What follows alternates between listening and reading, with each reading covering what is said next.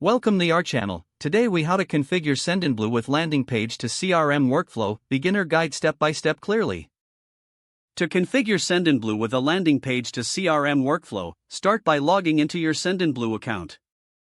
Navigate to the dashboard and select the Campaigns tab. Click on Create a Campaign to set up your email workflow. Choose an informative name for your campaign to help you easily identify it later. Select the type of email you want to create. Design your email using the drag-and-drop editor or choose a template that suits your needs. After finalizing your email design, click Next to proceed to the settings. In the settings, select your audience for the campaign. Here, you can also customize additional options like senders and tracking. Next, move to your landing page creation by going to the Landing Pages tab. Click on Create a Landing Page and give your page a unique name. Select a template or start from scratch using the landing page editor. Add the necessary elements such as text, images, and forms to your landing page. Make sure to include a call to action that encourages visitors to sign up or provide their information.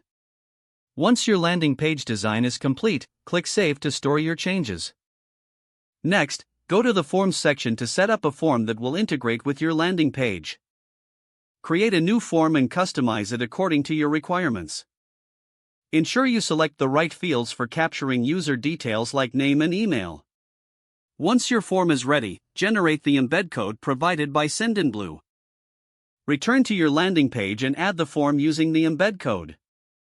After embedding the form, perform a final review of your landing page. Once satisfied, click on Publish to make your landing page live. Now, return to the dashboard and navigate to the Contacts section to set up your CRM workflow. Click on Add a Workflow to start creating your CRM automation. Select a trigger based on form submissions from your landing page. Configure actions to be taken once a new contact submits the form. You can set actions like adding them to a specific list or sending a welcome email. Once your workflow is configured, review the steps for accuracy. Don't forget to like this video and subscribe to our channel for more step-by-step tech guides.